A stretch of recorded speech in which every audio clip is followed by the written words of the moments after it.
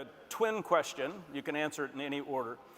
When you see X quality in one of your workers, what is that quality that you see where it strikes you in the gut and you go, I want to keep my eye on that person and maybe promote them? And what is the X factor when you see it, you go, I don't want to work with that person. If that doesn't change, that person's not going to work here. What are sort of the polar opposite? This is what really fires me up and gets me going with someone. This is what turns me off, and I want to get rid of them if I have to. So I would say the differentiator is the willingness to stand apart, the willingness to buck the system. Really? You know, I think, you know, this is a weird, bizarre almost, but it's, you know, you can't run a big company without rules. But how did I become CEO? I never took no for an answer, right? You broke the So rule. you want somebody who understands the tapestry of, you know, and would never come close to the line that Carly talked about, but at the same time, questions authority, drives change, is willingness, you know, in a big company, so few people are just willing to stand apart and say, you know, this is what we're going to go do today. Yeah. And about, I'd say 3 times a year, 4 times a year. It's not zero. You know, we bring the top 35 people together once a quarter, and I'll say to the team, hey team, we're gonna just go do this. I've listened to all the debate, we've had a good discussion. I got a great idea. Let's do it my way, okay? Now, if you never say that, right, you never get anything done. And if you say that 7 times instead of 3 times, good people bolt. But you have to be willing to stand apart ultimately. So I always look at that. Excuses turn everybody off, right? Okay, so lack of accountability. You know, I just think we don't expect people to have perfect careers. We expect them to learn from mistakes and get better. And the second you start making excuses, what that really says to everybody around you is you're not going to learn. You think you're above the process of getting better. So I'd put those on the 2 extremes. Okay. Hardest person you ever had to fire? Oh, look, I mean, I think it's you know, I had a person that worked for me as a CEO, right? And if you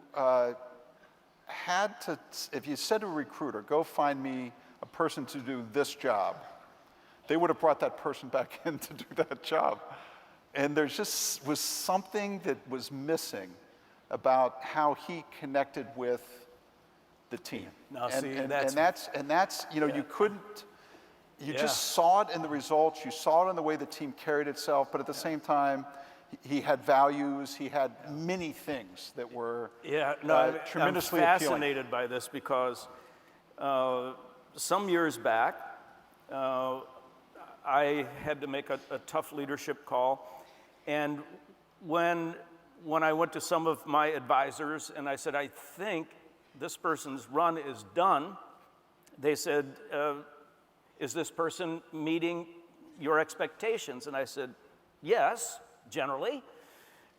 Is a person high integrity? Yes. Smart? Yes. You know, godly? Yes. And they said, why wouldn't you want to keep this person in that position? And it felt so squishy, but I said, the person is not connecting with his staff. He's not connecting with the rest of the team.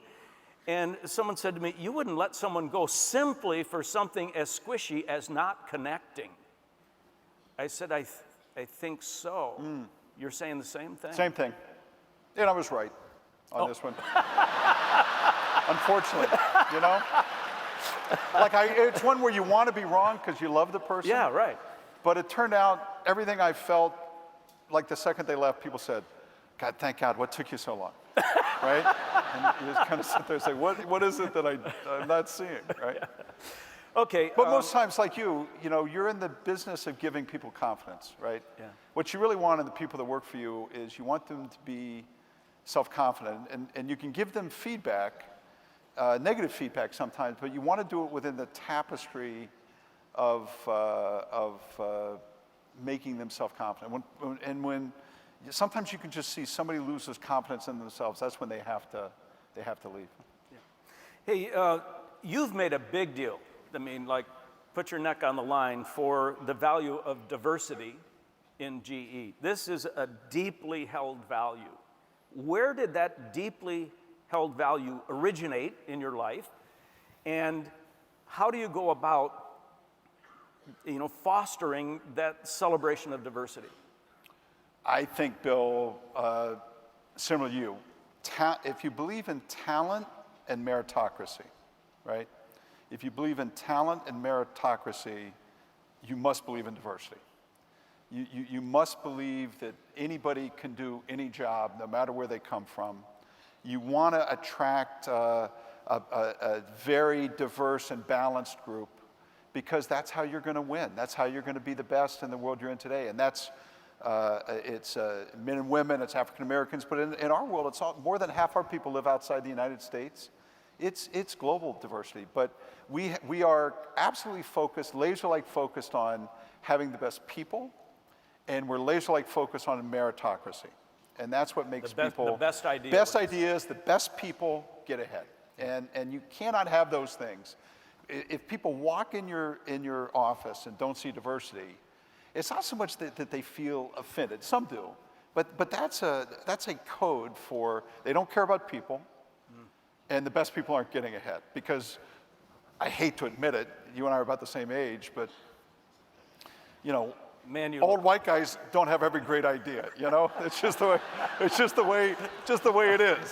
So it's just this is it's a shattering revelation to me. It's gonna take me just a moment here.